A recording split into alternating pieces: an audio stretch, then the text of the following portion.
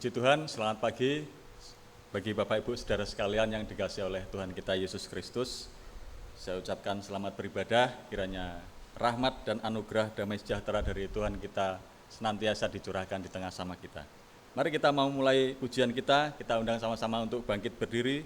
Kita akan nyanyikan pujian dari nyanyian rohani nomor 360. Tuhan aku rindu.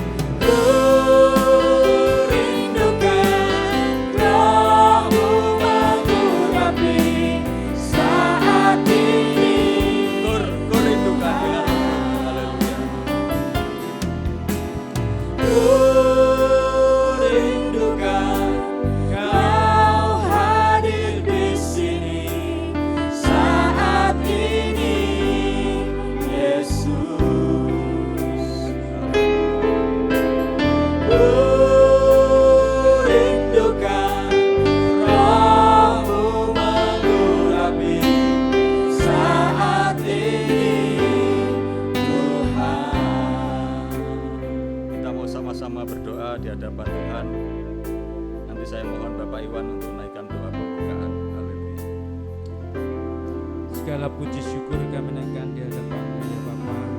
Kami bersyukur untuk kesempatan yang indah di pagi hari ini Tuhan. Engkau masih berikan kami waktu, kesempatan untuk kami boleh datang beribadah kepada Engkau Tuhan. Seperti pujian yang kami naikkan Tuhan, inilah kerinduan kami sidang jemaat-Mu Tuhan, yang saat ini mengikuti ibadah secara online Tuhan, di rumah masing-masing juga yang ada di tempat ini Tuhan. Kami rindu jamahan Roh Kudus-Mu atas kami semua. Terlebih urapan-Mu Tuhan, Engkau urapi kami yang bertugas melayani dalam ibadah pagi hari ini.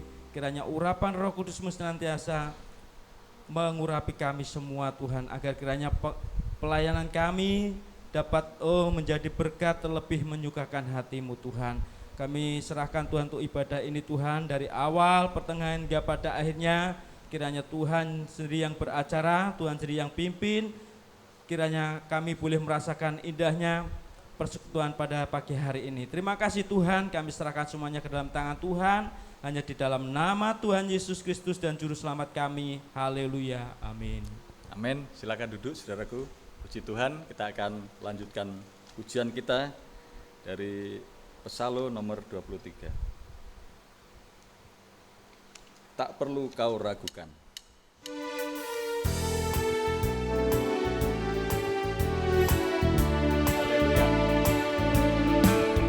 Perlu kau ragukan kuasa bertahan.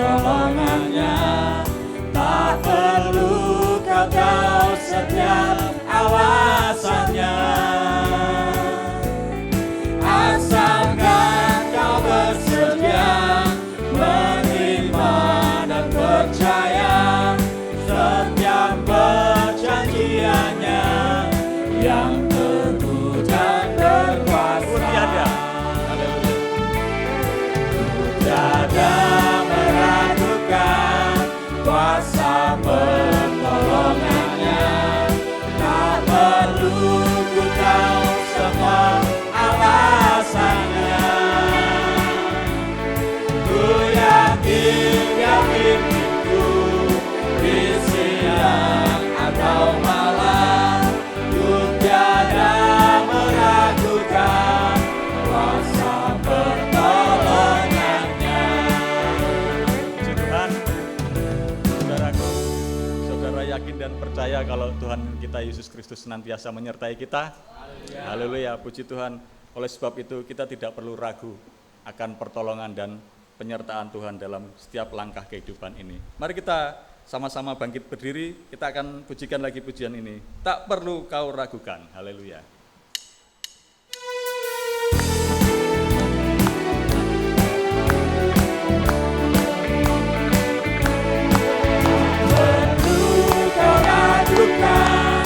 Kuasa pertolongannya, tak perlu kau tahu setiap alasannya. Asalkan kau bersedia menerima dan percaya setiap perjanjiannya yang teguh dan berkuasa.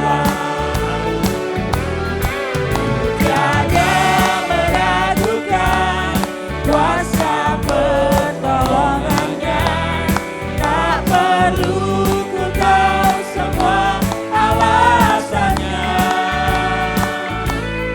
Ku yakin Dia pimpinku di siang atau malam. Ku tiada meragukan kuasa pertolongannya. Tak perlu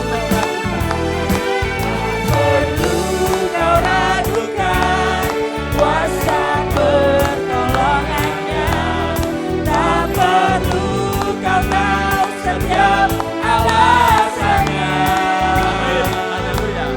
Asalkan kau bersedia menerima dan percaya setiap perjanjiannya yang teguh dan berkuasa. Sehat, mau kita sakit, mau kita diberkati, tidak diberkati, kita tetap tekun setia mengiring akan Tuhan. Puji Tuhan, haleluya. Kita akan lanjutkan pujian kita yang ketiga dari nyanyian dari Pesalmu nomor 37. Tunduk. Jalan yang kutempuh mendekat Allahku.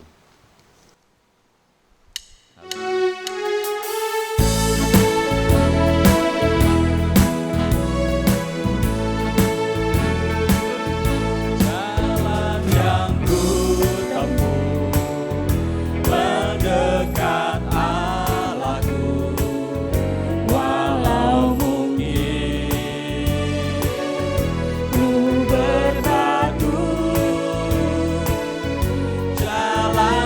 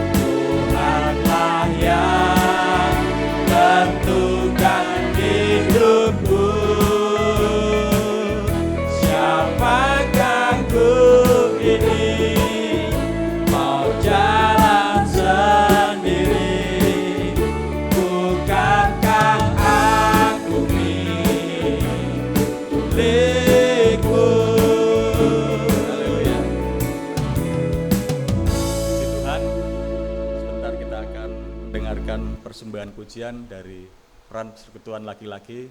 Waktu dan tempat kami persilahkan. Puji Tuhan.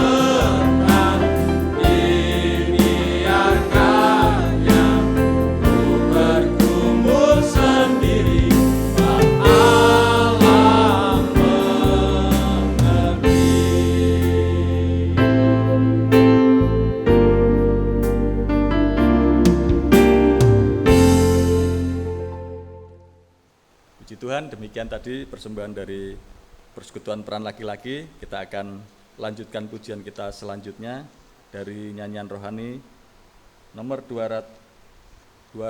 326. Yesus memberiku kemenangan.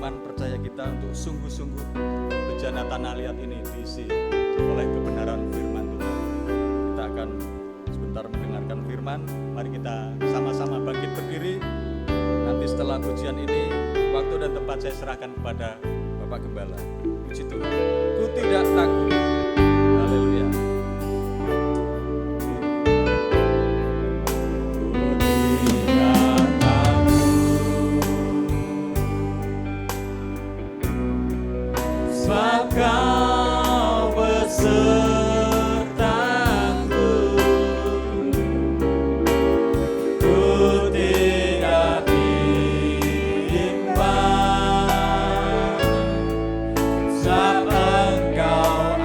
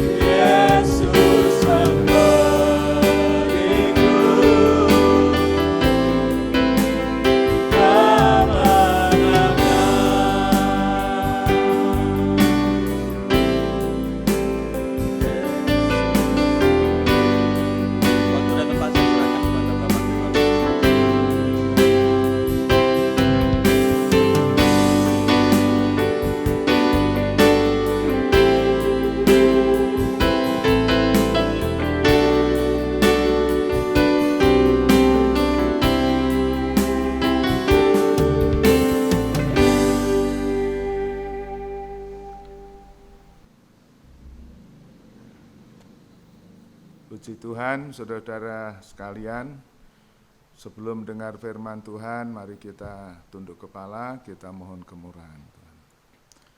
Bapa di dalam surga, mengucap syukur untuk kesempatan hari ini, Engkau beri kami kesempatan untuk menghadap hadirat Engkau di dalam ibadah bersama dengan jemaat-Mu. Mengucap syukur untuk kesempatan saat ini kami boleh mendengar firman Tuhan. Sucikan hati kami, jadikan tanah-tanah yang baik. Singkirkan segala kebodohan, ketidakmengertian, juga kekerasan hati, bahkan benih-benih kekhawatiran, kecintaan dunia ini bagian semak duri. Jadikan tanah kami tanah yang baik untuk menerima firman Tuhan, benih yang unggul ini Tuhan.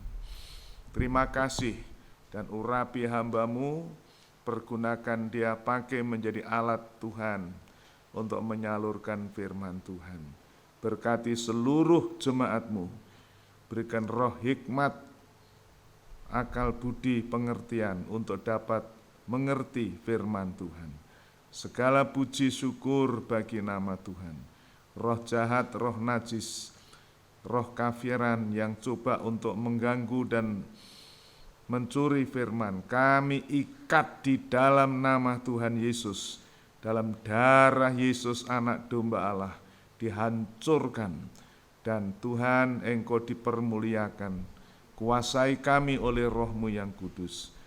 Segala puji, hormat, syukur hanya bagi Tuhan, di dalam nama Tuhan Yesus Kristus. Haleluya, amin. Puji Tuhan, saudara-saudara sekalian, mari kita sama-sama menyiapkan hati kita masing-masing untuk mendengarkan firman Tuhan. Kami sudah berdoa supaya hati kita dipersiapkan untuk mendengar dengan baik, supaya firman itu dapat tumbuh, berakar, bahkan berbuah-buah. Dalam Alkitab mengatakan, dalam Injil Matius dikatakan 30, 60, dan 100. Tapi dalam Injil Markus dikatakan 100, 60, dan 30. Mengapa dapat ditulis seperti ini? Injil Matius bicara tentang kuantitas orang yang mendengar firman Tuhan bisa berbuah meningkat dari 30 sampai 60 sampai 100. Tapi Markus menulis secara kualitas. 100 bisa disaring menjadi 60, di screening lagi menjadi 30. Saudara-saudara, jadi Tuhan menghendaki adanya suatu kualitas rohani, dan itu sangat ditentukan sikap kita untuk mendengarkan firman. Bagaimana firman Allah tumbuh di dalam hati kita. Saudara-saudara, kalau kita sungguh-sungguh menghargai dan mendengarkan firman, maka rohani kita bisa meningkat dari 30 ke 60 sampai ke 100, sempurna. Tetapi sebaliknya, kalau kita mendengarkan firman Tuhan itu disaring oleh Tuhan, ya, jadi dapat dari 100 disaring yang sungguh-sungguh 60, yang murni sampai ke tingkat sempurna itu 30. Saudara-saudara, di dalam kitab Keluaran, waktu Tuhan berfirman kepada orang Israel, Bukit Torsina itu juga dibagi, ya. Yang untuk kaki gunung itu umat Israel, ya. Umat Israel secara awam, tapi di pinggang gunung itu adalah tua-tua, ya, tua-tua. Yang konon akhirnya ditunjuk 70 orang itu. Tetapi di puncak, saudaraku, kita melihat hanya Musa dan Yosua abdinya yang sampai di puncak gunung.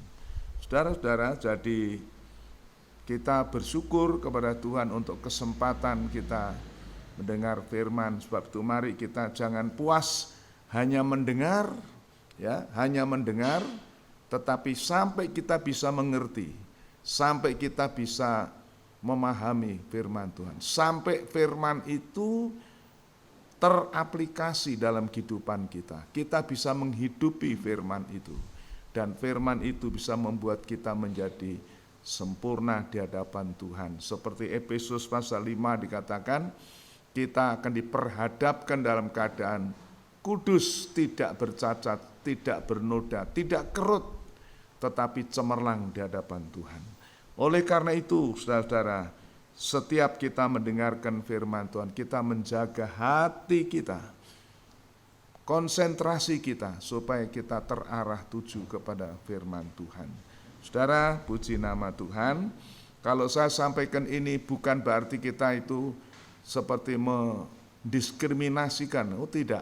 Tetapi ini kenyataan firman Tuhan. Baru firman Tuhan ditaburkan saja, sudah ada sekian persen yang tidak berhasil.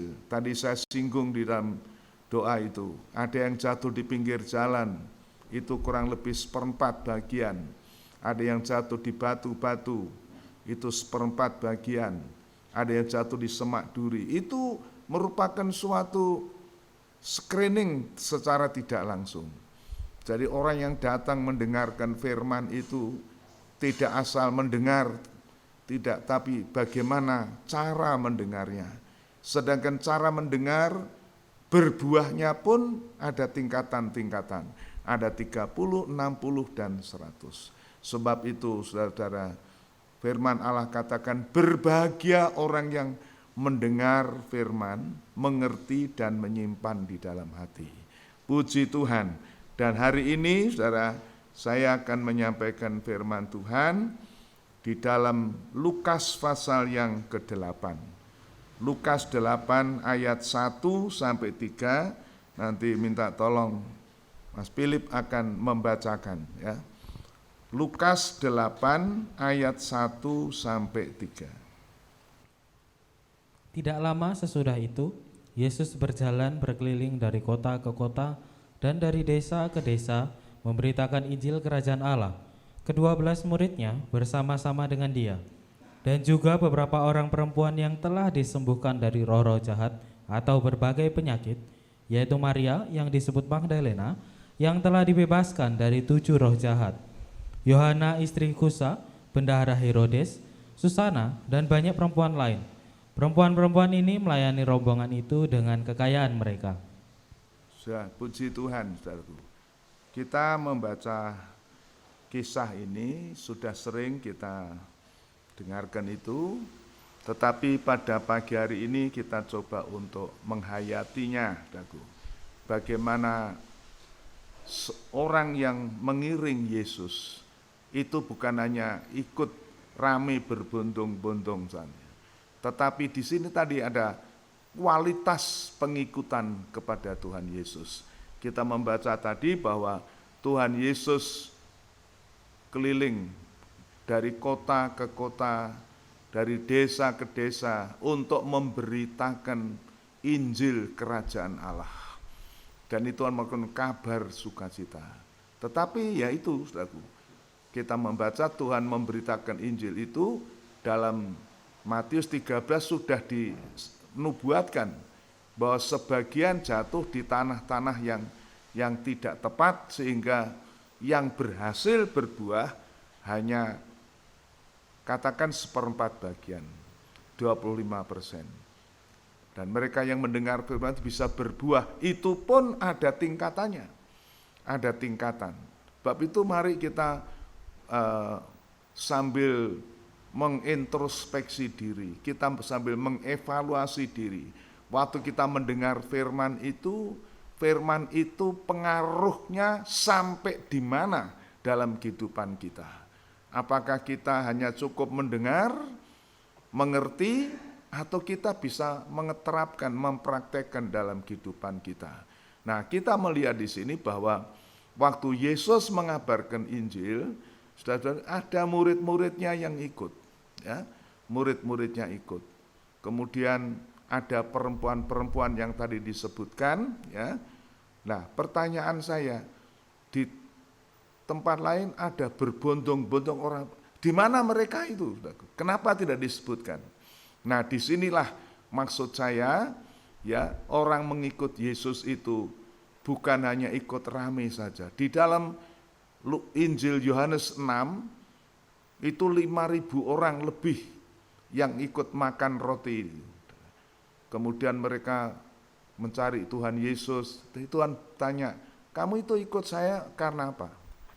Karena kamu kenyang makan roti atau karena kau melihat tanda-tanda atau mengerti akan kuasa firman? Bekerjalah bukan untuk makanan yang fana, tetapi untuk makanan yang baka, yang memberi hidup yang kekal. Nah, begitu saudara-saudara. Nah, mari kita akan memperhatikan ini. Kita melihat ada murid-murid. Ini adalah orang-orang yang termasuk militan, orang-orang yang memang dilatih. Itu pun kalau saudara membaca, ada satu yang hilang, namanya Yudas. Bahkan ada satu yang pernah dikatakan iblis, tetapi puji Tuhan, ya, Petrus tidak jatuh, tetapi walaupun dia sampai menyangkal 3 kali, akhirnya dia bisa bertobat karena Tuhan memilih dia. Nah, yang menarik di sini, saudaraku, adalah beberapa perempuan-perempuan. Kita akan baca ulang ayat yang kedua, ya, ayat yang kedua. Dan juga beberapa orang perempuan yang telah disembuhkan dari roh-roh jahat. Nah, beberapa perempuan yang disembuhkan dari roh jahat. Roh jahat ini jangan saudara langsung mengira itu yang gila, itu bukan. Roh jahat itu kelihatannya juga bisa kelihatan baik secara manusiawi, tetapi orang perlu dilepaskan, ya. Perempuan-perempuan yang disembuhkan atau dibebaskan dari roh jahat itu, ya. Terus kan? Atau berbagai penyakit. Atau berbagai penyakit juga, ya. Kan kita membaca di dalam firman Tuhan, ada perempuan yang meleleh darah, ada perempuan yang bungkuk, ada perempuan yang busung air, semua disembuhkan oleh Yesus karena kuasa firman, ya. Kalau mereka menghargai firman. Tetapi satu yang menarik perhatian kita, satu lagi, terus baca, yaitu Maria yang disebut Magdalena. Maria yang disebut Magdalena, atau seringkali lebih populer Maria Magdalena. Magdalena itu artinya dari kota Magdala. Jadi Maria ini asal dari kota Magdala, kemudian dikenal Maria Magdalena. Dari kenapa dia? Teruskan? Yang telah dibebaskan dari 7 roh jahat. Oh, Maria dibebaskan dari 7 roh jahat.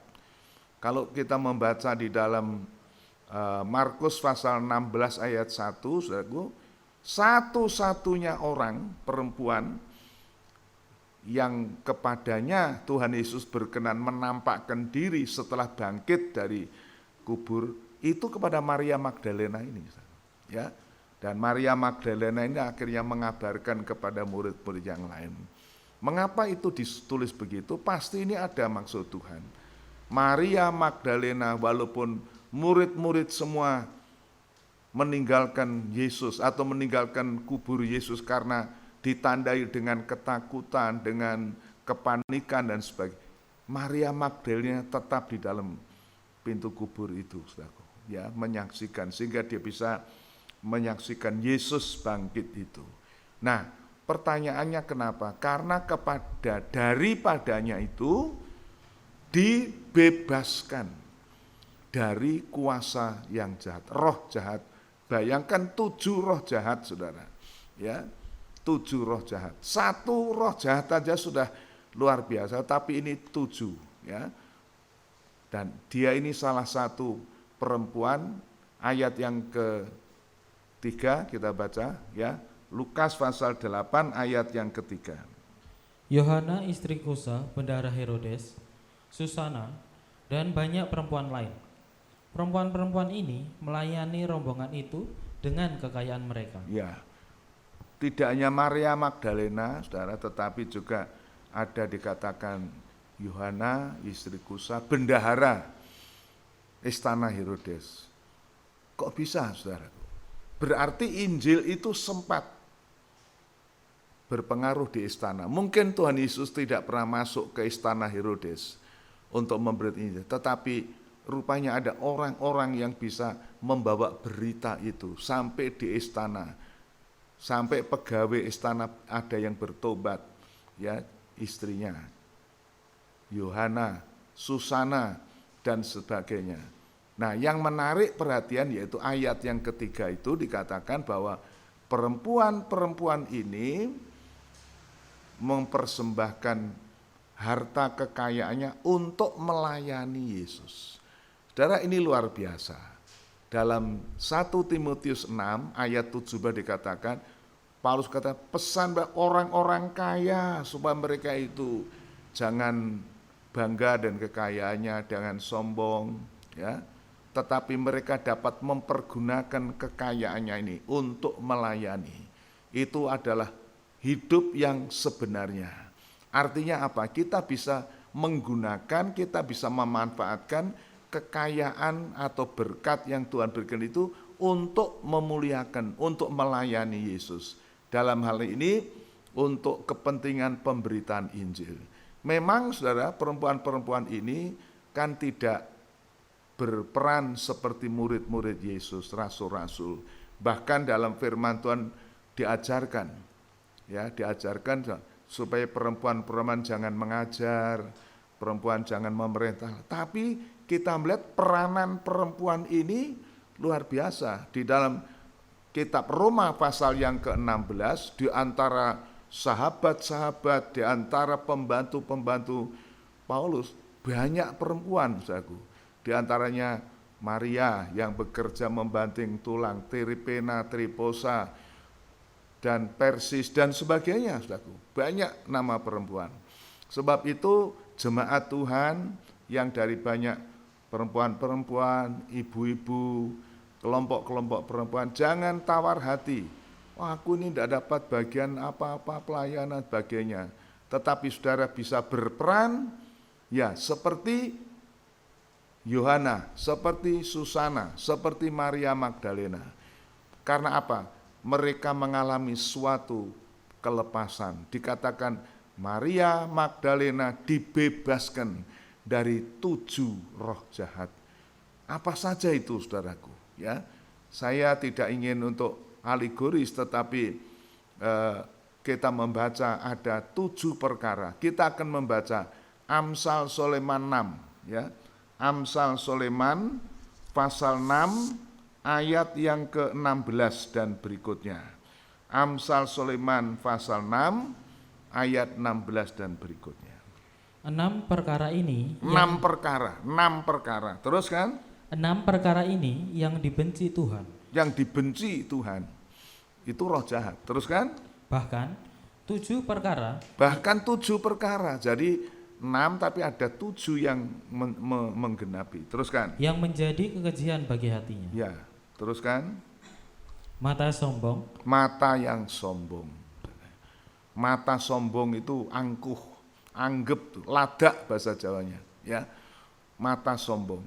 Memandang orang itu sinis, memandang orang itu ya begitu rupa. Ya, mata yang sombong. Teruskan. Lidah dusta. Lidah dusta. Suka omong kosong, suka omong bohong, ya, suka janji-janji tapi tidak pernah digenapi. Itu lidah dusta. Ya, teruskan. Tangan yang menumpahkan darah orang yang tidak bersalah. Nah, tangan yang keji menumpahkan darah orang yang tidak bersalah. Ya, ini tentu pembunuh maksudnya. Tetapi dalam arti yang kiasan juga bisa, saudara. Bahasa Jawa, nabuk nyileh tangan bisa, ya, menjatuhkan orang dengan secara sembunyi-sembunyi atau pura-pura. Teruskan. Hati yang membuat rencana-rencana yang jahat. Hati yang mempunyai rencana jahat. Mereka-reka yang jahat. Bagaimana cara menjatuhkan dia itu? bagaimana cara menfitnah dia, dan ini satu di antara roh 7 yang tadi. Teruskan. Kaki yang segera lari menuju kejahatan. Kaki yang cepat lari menuju ke kejahatan. Jadi tujuan langkah kaki itu tidak ada arah kepada yang benar, yang baik, yang kejahatan. Bagaimana saya bisa merampok, bagaimana saya bisa menipu orang, bagaimana saya bisa ngapusi dan sebagainya. Arahnya kejahatan, langkah-langkahnya. Saudara, apalagi? Seorang saksi dusta yang menyembur-nyemburkan kebohongan dan yang menimbulkan pertengkaran, saudara. Saksi dusta menimbulkan pertengkaran dan keributan, menyebabkan onar dan sebagainya.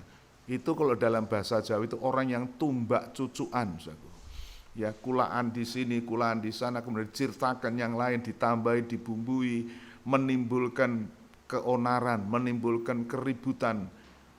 Jadi saudara, ternyata kalau lihat di sini 7 roh jahat bukan orang gila atau yang kerasukan.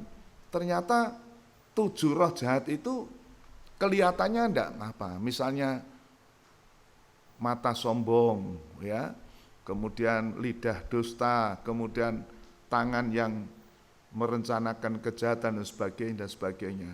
Oh saudara, tapi Maria Magdalena sudah dilepaskan dari sini. Tapi saya tidak membatasi pengertian. Saya percaya sangat mungkin bahwa Maria Magdalena dilepaskan dari roh jahat seperti yang dirasuk setan orang Gadara itu, yang begitu keji dan kejam. Tetapi puji Tuhan, saudara-saudara, kita melihat orang-orang yang sudah mengalami pengalaman kelepasan dari kehidupan yang lama ini, akhirnya mereka bisa melayani Tuhan. Ya, kita mempersembahkan hidupnya. Saudara mungkin bisa berkata, lah saya bukan orang kaya.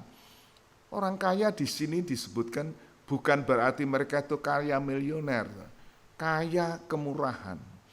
Mereka bisa mempersembahkan apa yang mereka miliki ini karena ada kemurahan.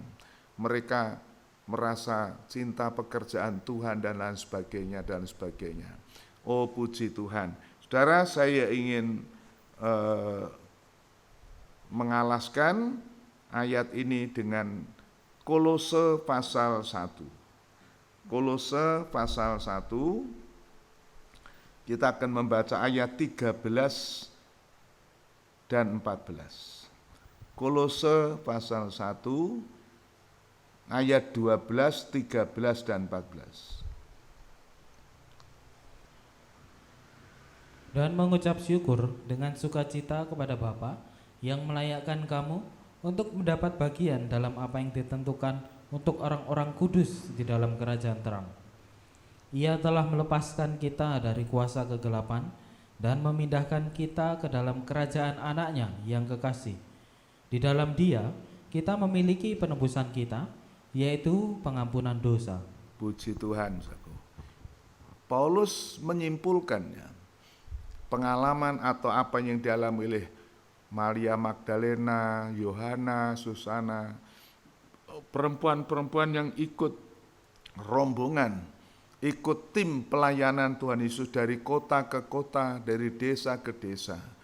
Mereka membiayai rombongan itu. Saya pernah menyampaikan, saudaraku, mengikuti rombongan tim yang jumlahnya kurang lebih 15 atau 16 orang ini, wah tidak ringan, saudaraku. Dari segi akomodasi, dari konsumsi, belum obor-rampe yang lain, saudaraku. Ini perempuan mengambil bagian. Oh puji Tuhan. Itu kalau kita aplikasikan zaman sekarang, nyewa kendaraan sudah berapa, makan siang di jalan sudah berapa, menginap di tempat itu berapa, dan sebagainya. Ini perempuan-perempuan mengambil bagian untuk itu. Karena tidak mungkin murid-murid mau melayani, karena murid-murid itu sendiri kan termasuk mereka yang full time untuk pekerjaan Tuhan, pasti mereka itu tidak mempunyai uang sebanyak itu. Tetapi inilah mujizat atau indahnya pelayanan pemberitaan Injil itu, saudaraku. Dia bisa memakai orang-orang, siapa itu? Orang-orang yang sudah mengalami kelepasan, orang-orang yang sudah mengalami dibebaskan dari roh-roh jahat, dari sakit penyakit, dan dari roh setan-setan tadi. Nah, dalam Kolose tadi kita membaca bahwa kita itu diberi kemurahan Tuhan, dibebaskan dari kekuasaan roh jahat. Coba tolong dibaca lagi ayat yang ke-13 ya. Ia telah melepaskan kita dari kuasa kegelapan. Nah, dia telah melepaskan kita dari kuasa kegelapan. Kuasa kegelapan ini kuasa roh jahat, saudara. Ya, kuasa roh jahat, bahkan dari kerajaan kegelapan. Tapi kita dipindahkan. Tolong diulangi, baca. Ia telah melepaskan kita dari kuasa kegelapan. Dia telah melepaskan kita dari kuasa kegelapan, terus Dan memindahkan kita ke dalam kerajaan anaknya yang kekasih. dipindahkan, saudara. Dipindahkan ke dalam kerajaan anak kekasih. Ayat 12 mengatakan kerajaan itu kerajaan terang. Kita dipindahkan dari kerajaan kegelapan ke kerajaan terang. Inilah kehidupan orang Kristen. Kita dilepaskan dari roh-roh kegelapan. Roh kegelapan itu roh kejahatan. Yaitu yang tadi dalam Amsal Sulaiman 6 ayat 16 dan berikutnya itu, yaitu dari kesombongan, dari dusta, dari kejahatan dan sebagainya, suka menfitnah dan sebagainya. Saudaraku, kita dilepaskan dari itu. Nah, di sini yang diperlukan anak-anak Tuhan, firman Tuhan oleh anugerah Tuhan itu kita itu diberi kesempatan sebagai orang-orang yang dikuduskan, sehingga kita diberi bagian untuk masuk dalam kerajaan terang, kerajaannya yang terang. Dipindahkan dari kuasa kegelapan atau kekuasaan kegelapan atau pemerintahan kegelapan atau kerajaan kegelapan. Itu kerajaan iblis. Dan orang-orang yang hidup di dalam sistem dunia ini, saya katakan, mereka itu berada di sana. Mereka berada di sana. Sehingga tingkah laku mereka ya seperti yang digambarkan dalam Amsal Sulaiman 6 tadi. Matanya sombong, mulutnya pendusta dan bohong, ya, tangannya menumpahkan darah dan sebagainya dan sebagainya. Tetapi Tuhan membebaskan kita. Seperti Tuhan membebaskan atau melepaskan Maria Magdalena dari roh jahat itu. Oh, puji Tuhan, saudaraku. Dan sebagai tanda syukur, sebagai tanda terima kasih, tanda menghargai kelepasan itu, mereka mempersembahkan kehidupan mereka sehingga mereka melayani. Mereka melayani bukannya insidentil, saudaraku. Sudah sejak lama. Coba kita akan membaca ayat yang sama ya. Markus pasal 15. Markus pasal 15. Kita akan membaca ayat 41. Coba kita akan membaca, ada keterangan tentang perempuan-perempuan yang begitu melayani Yesus ya. Mereka semuanya telah mengikut Yesus dan melayaninya waktu ia di Galilea. Dan ada juga di situ banyak perempuan lain yang telah datang ke Yerusalem bersama-sama dengan Yesus. Ya, jadi penjelasan ini mereka itu melayani Tuhan bukan insidentil pada satu waktu saja, tetapi sejak di Galilea mereka sudah melayani. Dan sampai Yesus tersalib, ini kan Markus 16 ini kan melukiskan waktu Yesus disalib. Itu ada perempuan-perempuan yang menyaksikan, dikatakan. Coba kita baca ulang ya pasal ini, ayat yang ke-40 lebih dulu dan sampai 41. Ada juga beberapa perempuan yang melihatnya dari jauh. Ada juga perempuan yang melihat dari jauh. Ini yang menyaksikan waktu penyaliban Yesus itu. Ya, teruskan. Di antaranya Maria Magdalena, Ya. Maria ibu Yakobus muda, dan Yoses serta Salome. Ya. Ini ada Maria situ, ya.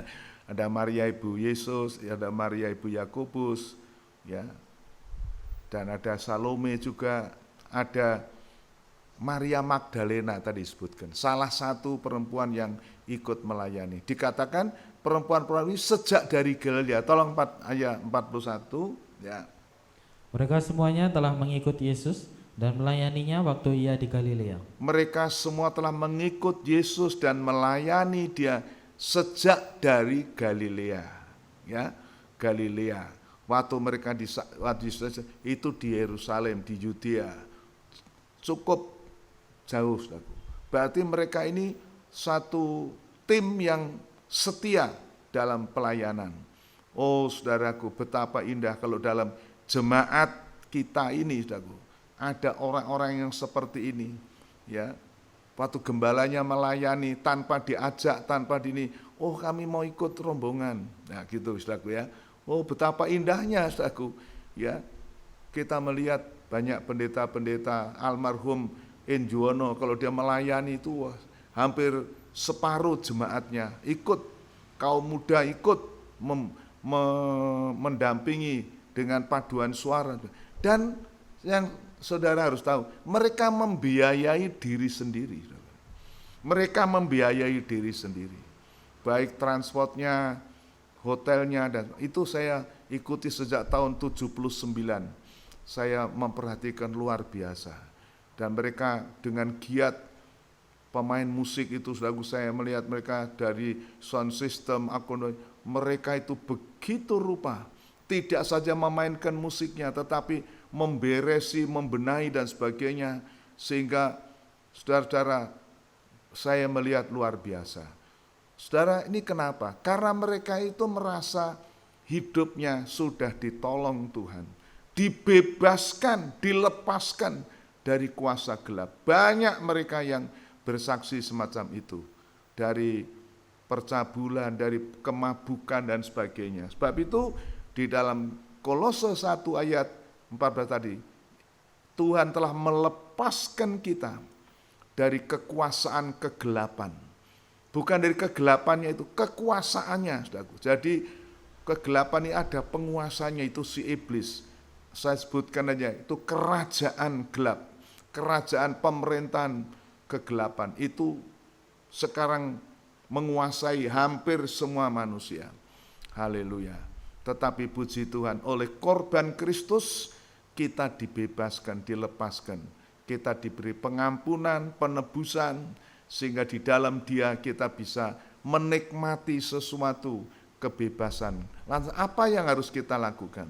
Nah, tadi di dalam Lukas pasal yang ke-8 ayat 3 itu, oh Tuhan, mereka mengikut sertakan dirinya di dalam pelayanan itu dengan cara apa? Mempersembahkan kekayaan mereka untuk melayani Tuhan. Saudara, dan melayani Tuhan kan termasuk melayani murid-muridnya, melayani jiwa-jiwa yang lain. Nah ini saudaraku, dan itu diperhitungkan oleh Tuhan. Puji Tuhan, betapa indahnya.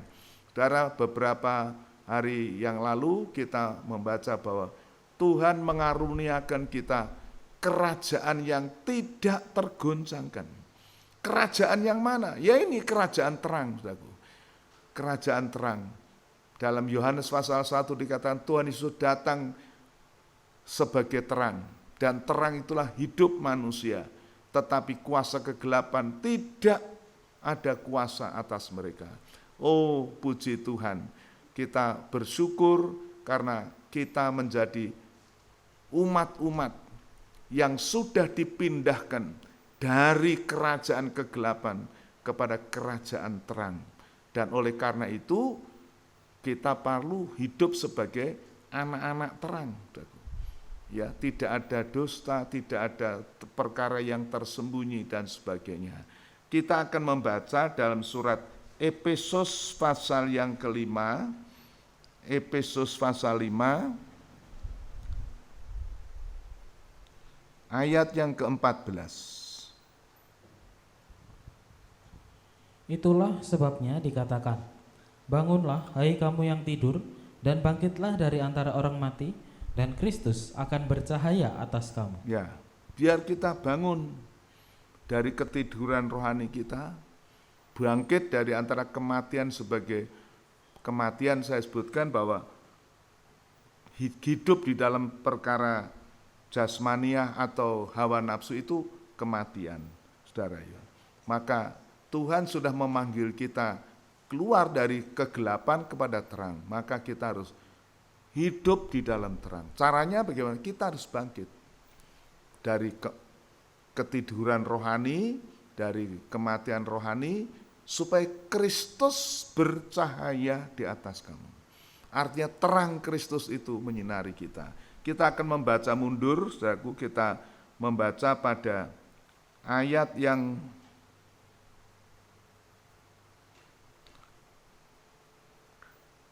(8) dan 9 atau 7, 8 ya. Sebab itu janganlah kamu berkawan dengan mereka. Memang dahulu kamu adalah kegelapan. Dahulu kamu kegelapan. Kita semua katakan begitu. Kita itu dikuasai kegelapan. Sejak manusia jatuh di dalam dosa, kita ini hidup dalam kegelapan. Berbohong, berdusta, berkata-kata yang kotor dan sebagainya. Mata sombong tadi dalam Amsal Sulaiman 6 itu, saudara. Ya. Memang dahulu kamu adalah kegelapan. Ini firman Tuhan. Dan dalam ayat lain kita semua seperti itu. Tetapi teruskan. Tetapi sekarang kamu adalah terang di dalam Tuhan. Sebab itu hiduplah sebagai anak-anak terang. Sebab itu hiduplah sebagai anak terang.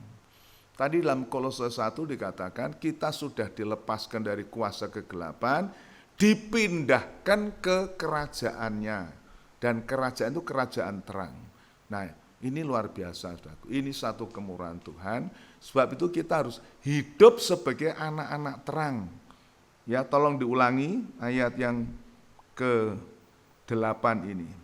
Memang dahulu kamu adalah kegelapan, tetapi sekarang kamu adalah terang di dalam Tuhan. Sebab itu hiduplah sebagai anak-anak terang. Sebab itu hiduplah sebagai anak-anak terang. Teruskan. Karena terang hanya berbuahkan kebaikan dan keadilan dan kebenaran. Saudara, hidup dalam terang ada buahnya. Apa buahnya? Kebaikan, keadilan, kebenaran. Oh, puji Tuhan.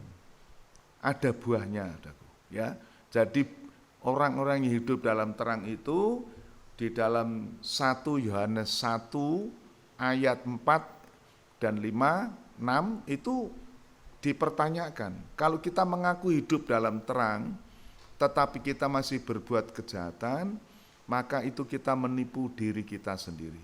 Allah itu terang adanya. Kalau kita hidup dalam terang, kita akan bersekutu seorang dengan yang lain. Dan kalau kita hidup dalam terang, itu buahnya kelihatan. Apa? Kebaikan. Kebaikan itu apa? Perbuatan baik.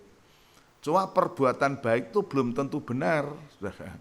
Perbuatan baik itu belum tentu benar. Tetapi di sini dikatakan baik, adil, dan benar.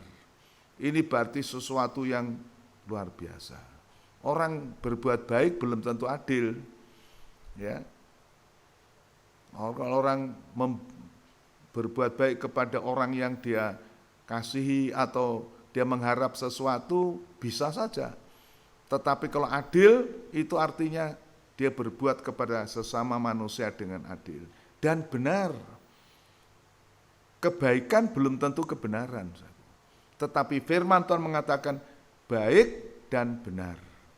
Haleluya. Dan itu kalau kita membaca di dalam Wahyu pasal 19, itu dikatakan itulah pakaian mempelai perempuan. Perbuatan-perbuatan yang benar dari orang-orang kudus.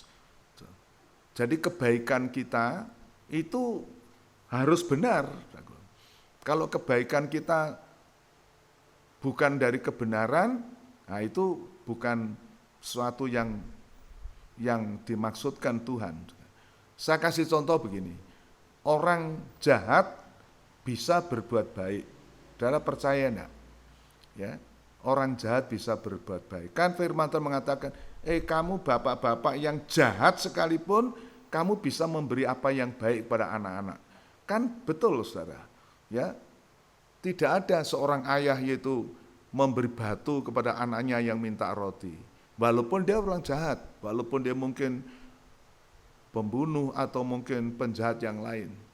Ya, demikian juga saudara bisa mendengar banyak kasus peristiwa orang ini bisa berbuat baik di kampungnya atau di desanya, menyokong ini, menyumbang itu, tetapi di tempat lain dia garong, di tempat lain dia merampok, dan hasil perampokannya dipakai untuk menolong atau untuk berbuat baik di kampungnya, sehingga dia terkenal orang yang baik, tetapi hatinya jahat. Kebaikan memang diperlukan, tetapi harus benar.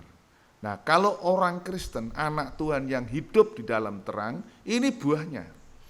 Buahnya itu kebaikan, keadilan, dan kebenaran. Tolong diulang baca ayat yang ke-8 ya. Ayo, ayat yang ke-9 ya. Karena terang hanya berbuahkan kebaikan dan keadilan dan kebenaran. Terang hanya berbuahkan kebenaran, keadilan, dan kebenaran. Kalau ada hal-hal yang itu buah terang. Kemudian ayat yang ke-10. Dan ujilah apa yang berkenan kepada Tuhan. Ini ayat ini penting. Kita uji apa yang berkenan kepada Tuhan. Saudara, menguji apa yang berkenan kepada Tuhan ini, saudara. Mungkin ada yang baik untuk kita, yang kita anggap itu menyenangkan, tetapi belum tentu berkenan kepada Tuhan. Sebab itu kita perlu menguji apakah ini berkenan kepada Tuhan. Dan apa yang berkenan kepada Tuhan, nah tentu kalau saudara mau membaca selanjutnya, kita akan membaca Efesus pasal 5 ini ayat 1 dan berikutnya. Coba kita akan lihat ya, sepintas lalu atau sambil kita ayat 1 kita baca dulu. Sebab itu jadilah penurut-penurut Allah, seperti anak-anak yang kekasih. Ini poin pertama.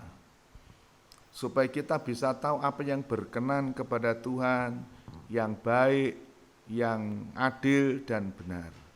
Kita menjadi penurut teladan Allah, dikatakan di situ, jadilah penurut-penurut Allah seperti anak yang dikasihinya. Anak yang dikasihi oleh ayahnya itu menurut orang tuanya, bukan karena diberi uang, bukan karena diberi janji, oh kalau kamu nurut nanti tak berikan sepatu baru, bukan.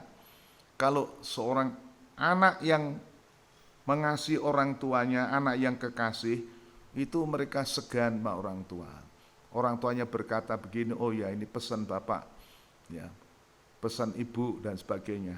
Sebab itu jadilah penurut-penurut Allah seperti anak-anak yang kekasih. Kalau kita menjadi penurut-penurut, maka kita bisa berbuat sesuatu yang baik, yang adil dan benar. Dan ini yang berkenan kepada Allah. Teruskan ayat 2. Dan hiduplah di dalam kasih, sebagaimana Kristus Yesus juga telah mengasihi kamu dan telah menyerahkan dirinya untuk kita sebagai persembahan dan korban yang harum bagi Allah. Nah, ini teladan yang harus kita ikuti. Tuhan Yesus hidup di dalam kasih. Ya, Tuhan mengasihi murid-muridnya dan kasihnya dibuktikan dengan mempersembahkan hidupnya menjadi korban. Ya, menjadi korban, persembahan yang harum bagi Allah. Teruskan ayat 3. Tetapi percabulan dan rupa-rupa kecemaran atau keserakahan disebut saja pun jangan di antara kamu, sebagaimana sepatutnya bagi orang-orang kudus. Terus Demikian juga perkataan yang kotor, yang kosong, atau yang sembrono, karena hal-hal ini tidak pantas. Tetapi sebaliknya, ucapkanlah syukur. nah, saudara kalau membaca ayat ini, saudara ingat tadi Amsal Sulaiman 6 ayat 16. Ada 6 perkara atau bahkan 7 yang benci Tuhan. Nah, di antaranya sama di sini, saudara. Ya, percabulan jangan sampai kedengaran.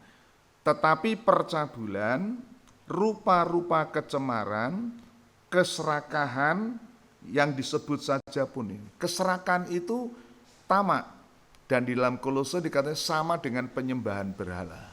Saudara, keserakahan. Terus kemudian disebut saja pun jangan. Bagaimana patut kepada orang-orang. Demikian ya perkataan kotor. Ya. Ada bahasa di Semarang ini yang pernah diseminarkan jago. Ada istilah-istilah Semarangan. Itu termasuk kata-kata yang kotor. Dianggap orang Semarang kalau mengatakan sesuatu dianggap itu keakraban. Sama dengan orang Surabaya. Di Surabaya itu kalau ketemu temannya maki-maki, wah ini tandanya akrab. Tetapi Alkitab mengatakan perkataan kotor, kosong, dan sembrono. Kosong itu apa ya? Bohong. Sembrono itu apa? Ya seringkali kita orang Manado baku sedu dan sebagainya. Tetapi sebetulnya kata-kata yang tidak pantas. Saudara, ini kalau saudara bandingkan dengan Amsal Sulaiman 6 ayat 6, ini sebetulnya cocok. Nah, dikatakan disebut saja pun jangan, ya. Tetapi sebaiknya kita mengucap syukur. Nah, ini kalau kita mau berkenan kepada Allah, ya. Teruskan ayat 5.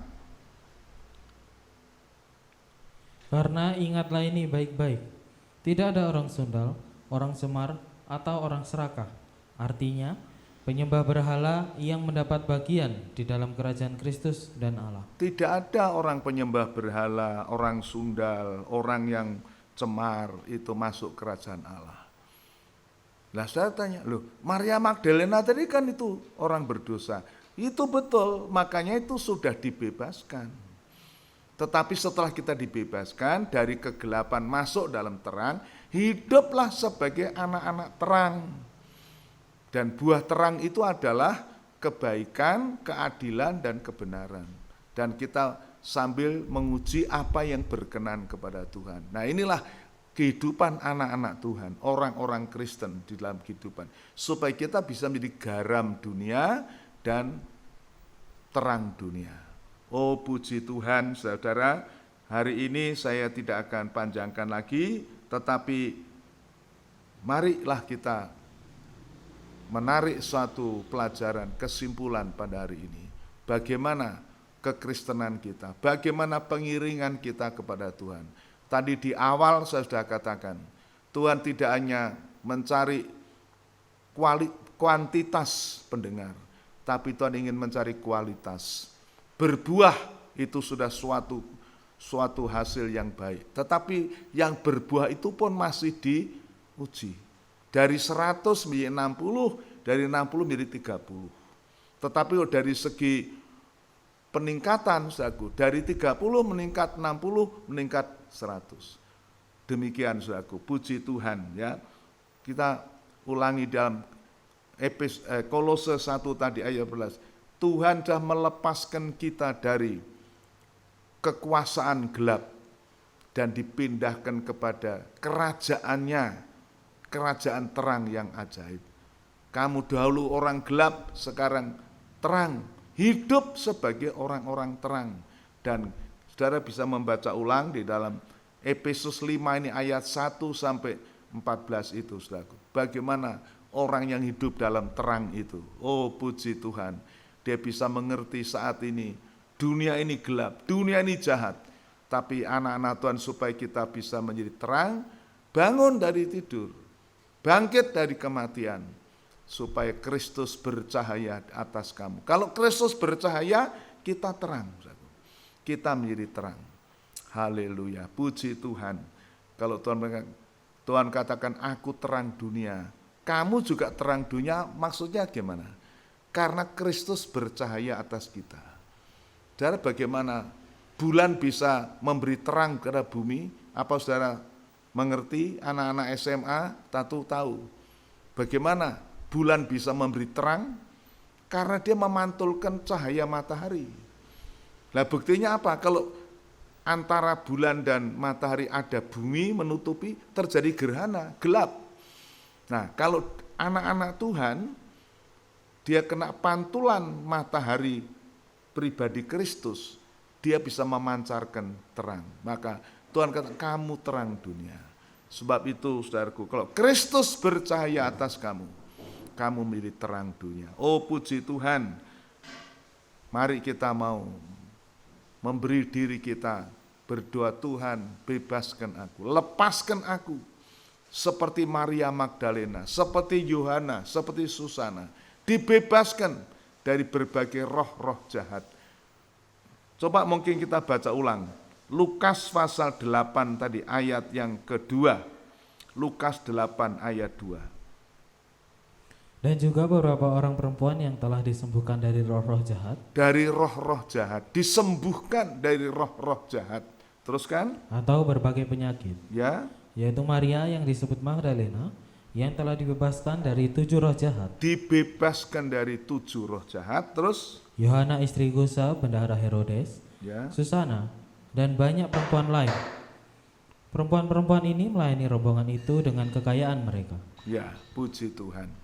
Saudara, puji Tuhan. Jadi kita berdoa, kita mohon kemurahan Tuhan, supaya di hari-hari yang jahat, hari yang gelap ini, kita berbeda.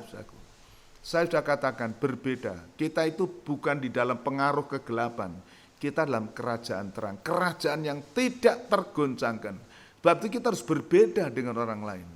Kalau orang lain masih melakukan perkara-perkara jahat dan sebagainya, firman Tuhan katakan, kedengaran saja, disebut saja pun jangan.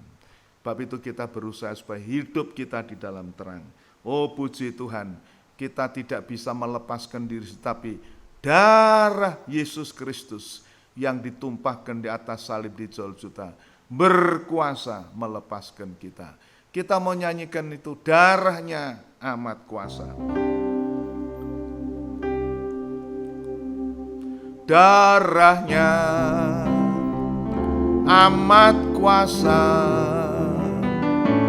sucikan dari dosa, lepaskan segala susah. Darahnya tebus saya,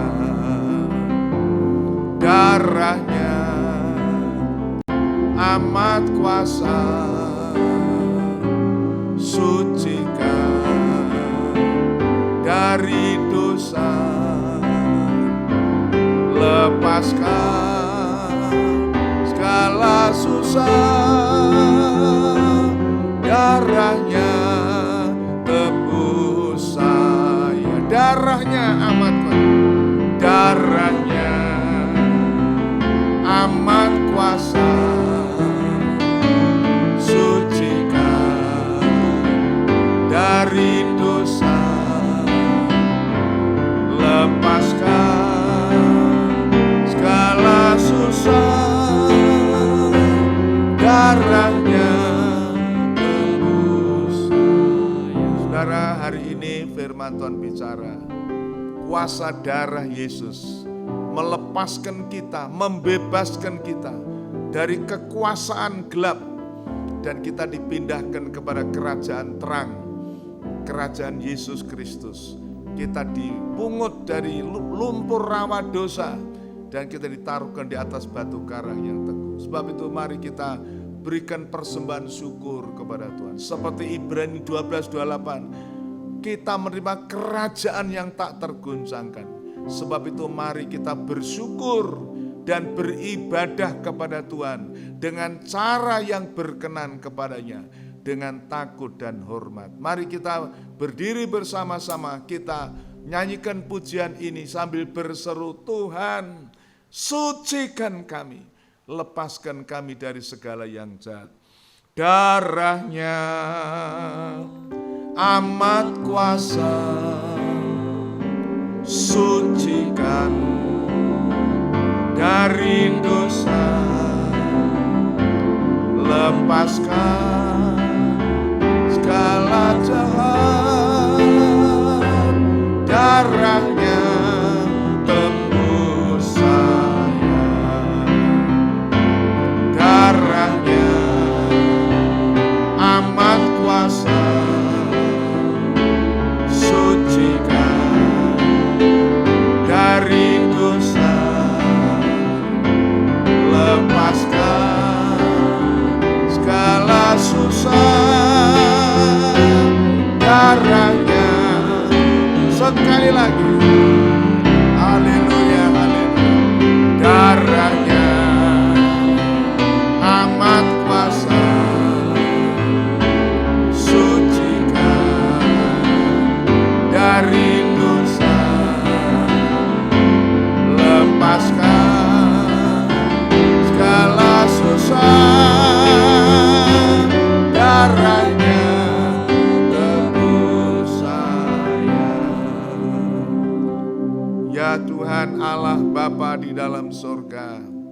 segala puji, hormat, syukur, kemuliaan hanya bagi Engkau.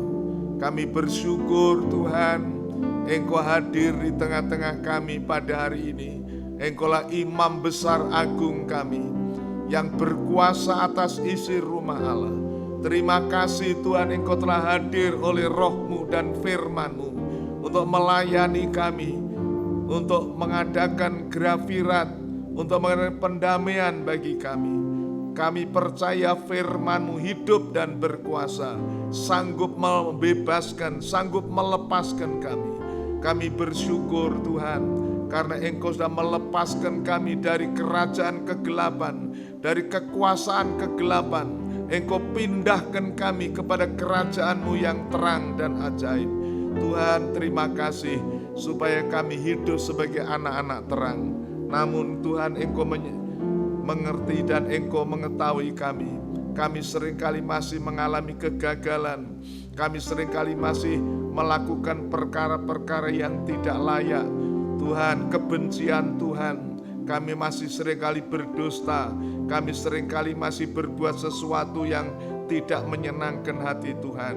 Kami mohon Tuhan, Engkau jamah kami, Engkau lepaskan kami, Engkau bebaskan kami, seperti Engkau membebaskan Maria Magdalena dari roh-roh jahat. 7 roh jahat yang menguasai, Tuhan bebaskan, sehingga dapat melayani Engkau dengan sungguh-sungguh. Bapa, terima kasih banyak. Terima kasih untuk firman Tuhan pada siang hari ini. Dan kami berdoa untuk seluruh jemaat-Mu, buat mereka dapat memahami, mengerti firman-Mu. Dan kami berdoa supaya Tuhan meningkatkan iman rohani mereka, berkualitas Tuhan, bermutu Tuhan. Tuhan, sampai kepada tingkat yang sempurna seperti kehendak dan rencana Tuhan. Segala puji, hormat, syukur bagi nama Tuhan. Terima kasih, dalam berkat nama Tuhan Yesus kami mohon doa kami. Haleluya, amin. Nah, Tuhan diberi kesempatan saudara untuk mempersembahkan persembahan kepada Tuhan. Dan informasi berikutnya saudaraku, yaitu kebaktian kita masih kita lakukan oleh kemurahan Tuhan. Sudah hampir 1 bulan ini kita dapat melaksanakan secara tatap muka, walaupun belum bisa seluruh jemaat. Tetapi mari kita berdoa terus untuk pemerintah supaya COVID-19 ini dapat sungguh-sungguh terpadamkan dan kita dapat kembali beribadah. Dan kita doakan saudara kita yang lemah, yang sakit, diantaranya saudara Rantiman. Kami bersyukur untuk kelompok Bethesda beberapa waktu yang lalu sempat menengok. Mungkin kelompok yang lain bisa menyusul ya, untuk memperdulikan saudara kita, memperhatikan mereka, mendoakan, membesarkan hatinya. Tuhan memberkati saudara sekalian. Kita doakan saudara kita yang lain ya, diantaranya Pak Daud Slamet juga yang akan menjalani operasi, belum tahu kapan dilaksanakan, tetapi ini dalam proses perawatan, mengkondisikan supaya kondisinya memungkinkan dia dapat operasi mata. Dan teman-teman yang lain yang saudara saya tidak bisa sebut namanya satu persatu, tetapi saudara juga perlu doakan. Doakan pelayanan kami di Yogyakarta ini supaya menjadi berkat, dan saudara kami bisa kembali ke Semarang dengan tidak kurang satu apapun. Puji Tuhan saudara, itu yang saya dapat sampaikan. Tetapi kalau ada yang lain akan kami informasikan. Ya, kami mengingatkan Natal sudah semakin dekat. Kami mengingatkan saudara bisa menyisihkan berkat Tuhan untuk ambil bagian, ya, ambil bagian seperti Susana, seperti Yohana tadi untuk pelayanan pekerjaan Tuhan. Tuhan memberkati. Kita akan mengakhiri ibadah kita dengan doa. Kita nyanyikan satu pujian. Kami naikkan syukur padamu.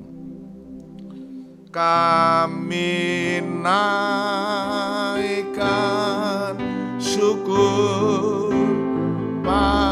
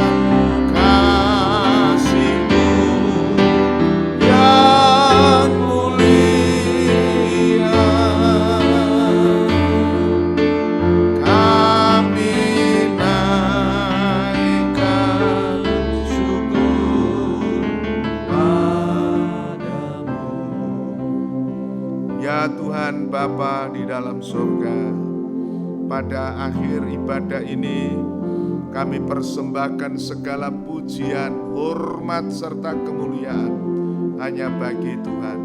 Engkaulah yang layak menerima puji-pujian, hormat dan kuasa. Engkau yang layak dipermuliakan. Kami hamba-hambamu dan seluruh jemaatmu kiranya disembunyikan di belakang salibmu, di bawah naung sayap kemurahan-Mu. Dijauhkan kami daripada mencuri kemuliaan Tuhan, boleh hanya bagi Tuhan. Sekarang Bapa, kami menyerahkan seluruh jemaat-Mu untuk kembali ke tempatnya masing-masing, atau mereka yang di rumah masing-masing. Tuhan, curahkan berkat-Mu atas mereka. Kiranya anugerah, damai sejahtera, kasih sayang di dalam nama Tuhan Yesus Kristus turun atas kita semua. Sampai Maranatha, Tuhan datang di awan yang permai. Dalam nama Tuhan Yesus. Haleluya. Amin. Bapa, Bapa,